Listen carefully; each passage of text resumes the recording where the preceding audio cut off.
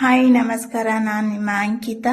ಇವತ್ತೇನಪ್ಪ ಸೀರೆ ಇಟ್ಕೊಂಡಿರೋದಂತೆ. ಇವತ್ತು ಮನೆಯಲ್ಲಿದ್ದೆ, ಸೊ ಅದಕ್ಕೆ ಎಲ್ಲಾದ್ರೂ ಆಚೆ ಹೋಗ್ಬೇಕು ಅಂತ ರೆಡಿ ಆಗಿಬಿಟ್ಟು ನಡಿ ಪೂಜೆ ಮಾಡಲಿಲ್ಲ, ತುಂಬ ದಿವಸ ಆಯಿತು ಅಂತ.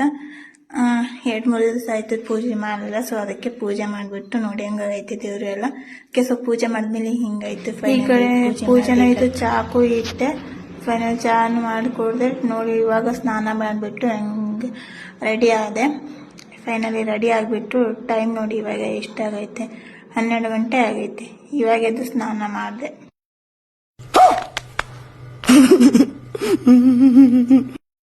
ನಾನು ಆವಾಗನೇ ಹೇಳ್ದಲ್ಲ ಎಲ್ಲೋ ಹೊರಗಡೆ ಹೋಗ್ಬೇಕು ಅಂತ. ಸರಿ ಇವಾಗ ನಡಿ ಹೋಗೋಣ ಅಂತ ಹೊರಗಡೆ ಹೋಗ್ತಾ ಇದ್ದೆ. ಹೊರಗಡೆ ಹೋಗ್ತಾ ನೋಡಿದೆ ಕೆಳಗಡೆ ಬಿಸಿಲು ಐತೆ, ಹೆಂಗೆ ಹೋಗೋದು ಅಂತ ನೋಡಿದೆ. ನೋಡಿ ಹೆಂಗೆ ಬಿಸಿಲು ಐತೆ, ಜಾಸ್ತಿನೇ ಬಿಸಿಲು ಐತೆಪ್ಪ ಬೆಂಗಳೂರಲ್ಲಂತೂ ಅಂತ. ನಡಿ ಹೋಗೋಣ ಅಂತ ಬಂದೆ. ಫೈನಲಿ ಆಚೆ ಬಂದ್ಬಿಟ್ಟು ನೋಡಿ ಹೆಂಗೆ ಕೂತಿದ್ದೀನಿ ಅಂತ.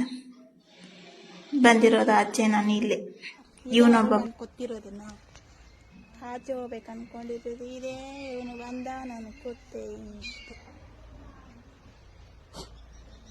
Hi my hi hi hi. रुको जरा सबर करो, बोला धक्का बुक्की नहीं करने. ಆಚೆ ಹೋಗ್ಬಿಟ್ಟು ಮನೆಗೆ ಬಂದೆ. ಇವಾಗ ನೋಡಿದ್ರಲ್ಲೆಲ್ಲ ಆಚೆ ಹೋಗಿದ್ದೀನಿ ಅಂತ.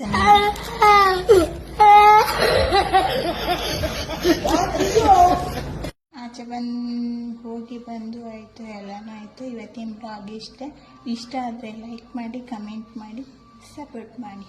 ಓಕೆ, ಬಾಯ್.